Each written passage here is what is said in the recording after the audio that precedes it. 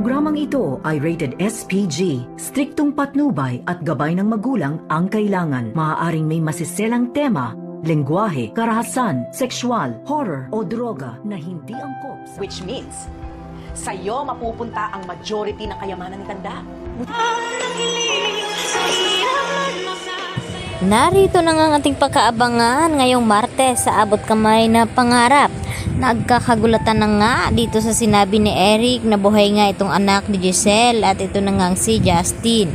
At dahil dito, gusto naman na makabawi ni Giselle dito kay Justin. Kaya nag-set up ito ng lunchtime upang makasama sana itong kanyang anak. Subalit, ang sumipot nga ng pagkikita sana nilang dalawa ay itong si Eric na dating ex-boyfriend dito ni Giselle na siya naman ang ama dito ni Justin. At tinanong ni Giselle itong si Eric na kung bakit siya ang naparito, nasaan daw itong kanyang anak. At ang sagot naman dito ni Eric sa kanya ay ayaw daw makipagkita o makipag-usap ni Justin dito sa kanyang ina na si Giselle. Dahil galit pa rin dito ang kanyang anak dahil sa ginawa nito ni Giselle na pinaampon at ipinamigay.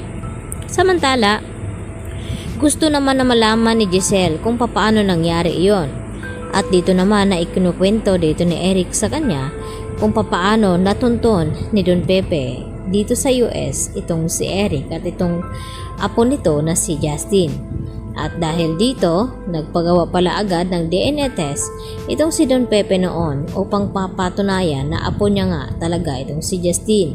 At nagiging positive naman ang nagiging resulta at dito nga naniyakap ni Justin ang kanyang lolo at pinakiusapan ni Don Pepe noon itong si Justin na sana mapatawad daw niya itong kanyang ina na si Giselle. At ang tanging sabi naman ni Justin sa kanyang lolo, kung ipipilit niya ay baka pati siya ay kakalimutan na rin ni Justin.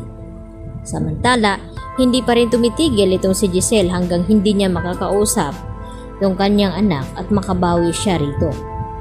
At dahil dito, nagpakita naman itong si Justin dito sa kanyang ama na si Eric at sinabi na Pasko naman ay may gusto siyang ibigay nito itong hair clip na ibinigay noon pala sa kanya ni Giselle at nagpapanggap na siya nga raw ang kanyang tita Giselle.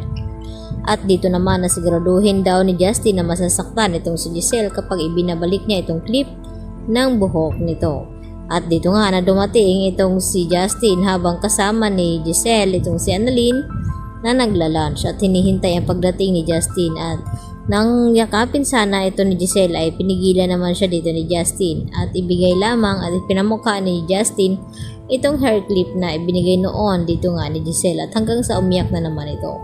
Samantala, nakakarating na rin dito kina Moira at Zoe ang tungkol sa anak ni Giselle na buhay pa nga ito.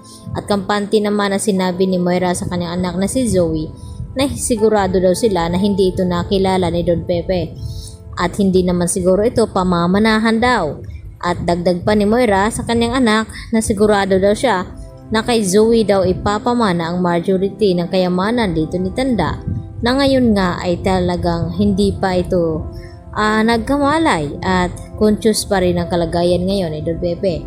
At wala naman silang kaalam-alam na palaban nga itong si Justin at hindi siya makakapayag na hindi sa kanya mapupunta ang kayamanan ng kanyang lolo at lalong-lalo na sa kanyang ina na si Giselle. Lalo pat siya ang unang apo at siya dapat ang tagapagmana ng Apex Hospital. Kaya magkakaroon na naman ang kahati at magiging mainit ang labanan dito kay na Justin at Zoe dahil hindi nga magpapatalo itong si Justin dito kina Moira at Zoe. Lalo pat alam ni Justin ang tunay na ugali ni Zoe na kung papaano ito umasta bilang anak ni RJ, subalit ay hindi nga siya ang tunay na anak dito.